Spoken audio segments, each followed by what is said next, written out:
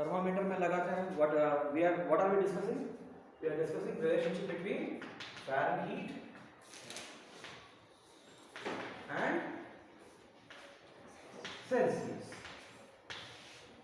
All right, both are units of temperature.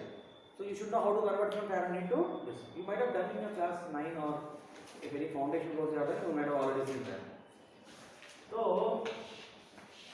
अगर Celsius को मैं x एक्सिस पे खींचूं और फ़ारेनहीट को मैं y एक्सिस पे खींचूं तो इसका ग्राफ ऐसे होता है, ठीक है। फ़ारेनहीट का जो स्केल होता है, तो सेल्सियस का जो स्केल होता है ऐसा होता है ना, इसमें रीडिंग लगे रहते हैं, है ना। ये 0 से लेके 100 तक होता है, ठीक है। ये हो गया सेल्सियस का स्केल।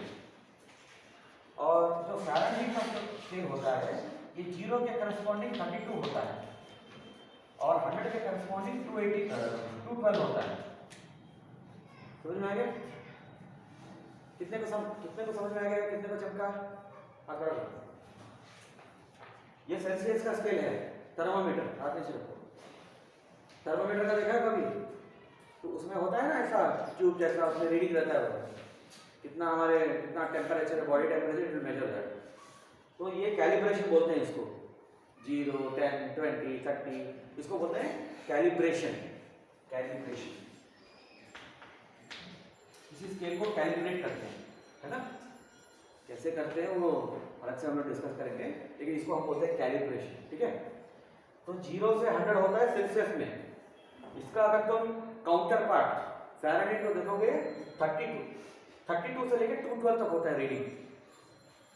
अगर मान लो मैंने बीच का कोई वैल्यू दे दिया तुमको, मान लो तुमको मैंने दे दिया 156 फ़ारेनहीट, तो उसका कौन सा वैल्यू है यहाँ पर वो निकाल रहे हैं। मतलब we are converting Fahrenheit to Celsius और सेल्सियस इनटू फ़ारेनहीट, ठीक है। What we are doing now, you understood no? Alright, so ये है तुम्हारा स्केल। यहाँ खींचो एक पैरेलल लाइन, ठीक है। तो ये क्या है भाई? ये ट्रायंगल है ना।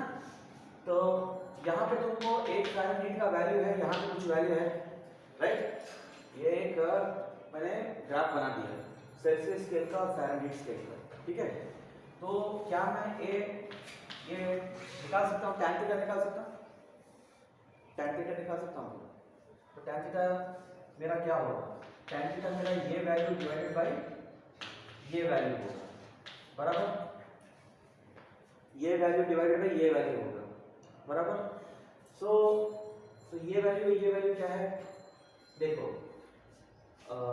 y एक्सिस में तुम्हारा f है, तो ये डेल्टा f है ना।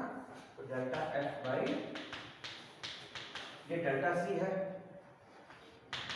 इज इक्वल टू, देखो तुमने जो स्केल बनाया 0 से 100 तक बनाया, तो 0 तुम्हारा यहाँ पर है या ये तुम्हारा 100 है सेल्सियस में, बराबर।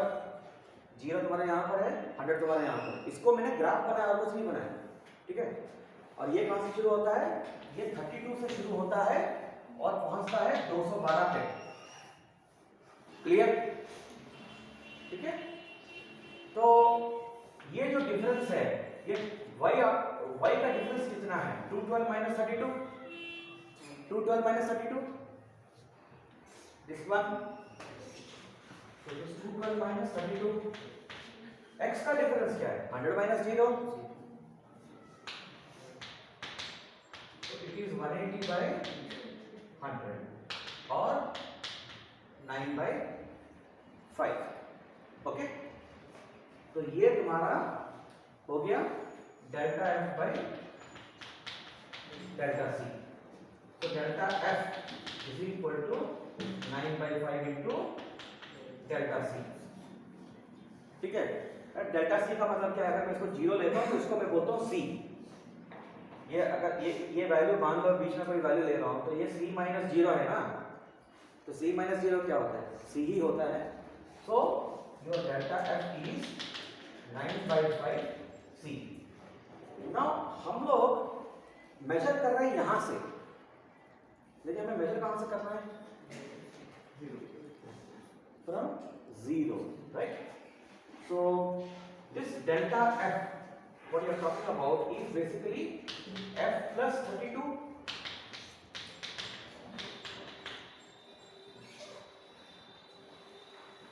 अगर मुझे यहाँ पे वैल्यू निकालना है तो मुझे ये वैल्यू ऐड करके ये वाला वैल्यू निकालना है, इसको भी ऐड करना है ना। ये जो y एक्सिस, ये जो f का ये जो ग्राफ है, ये कहाँ से शुरू हो रहा है? ये शुरू हो रहा है 32 से, 0 से नहीं। तो अगर मैं इस वैल्यू को निकालता हूँ, अगर मैंने इसको निकाल दिया मान लो, तो मुझे ये ऐड करना पड़ेगा ना टोटल f वैल्यू के लिए। Yes or no? Yes. That's what I have done. देखो इक्वेशन है बेटा, तो what is my f? f is 9 by c minus 32. 9 by c minus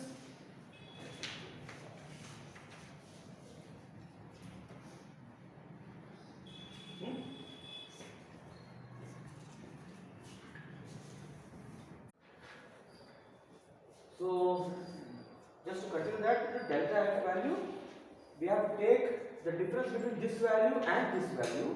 So when you are taking the difference between this value, you can consider this as your final value and this as your initial value. So delta f is the change between the final and initial. So it should be f minus 32. Okay. So this becomes, when you take on the other side, 9 by 5c plus 32. Okay. So this is the expression you should know. So if you can take a known value for 212 degrees, when you put here, you get the c value as, see, this is 212, this is 32. So 180 is equal to 9 by 5c. 920 is c is equal to 100. Okay. So this is how you convert. You should remember this. Or another way of remembering the same thing is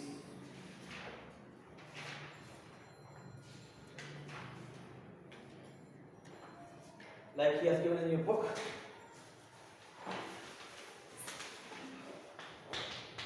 Tf minus 32 by 180 is equal to Tc minus 0 by 100. This is more easier way to understand and remember.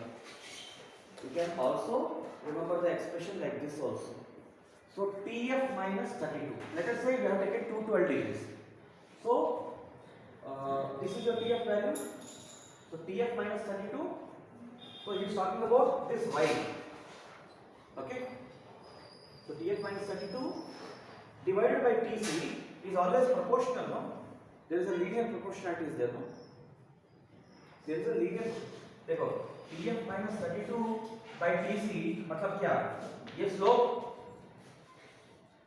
this slope only ना? Tf minus 32 क्या होता है? ये वाला value होता है, this value. Okay, Tc minus 0 ये value होता है.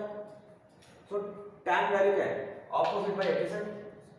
Okay, so if you bring this term this side, basically you found the slope of this. What is another way of finding the slope? यहाँ से यहाँ तक 180 है, यहाँ से यहाँ तक 100 है, तो 180 by 100. Okay, so this is another way of remembering the same expression. Either you remember this or you remember this, whichever you are comfortable. Okay, that you follow.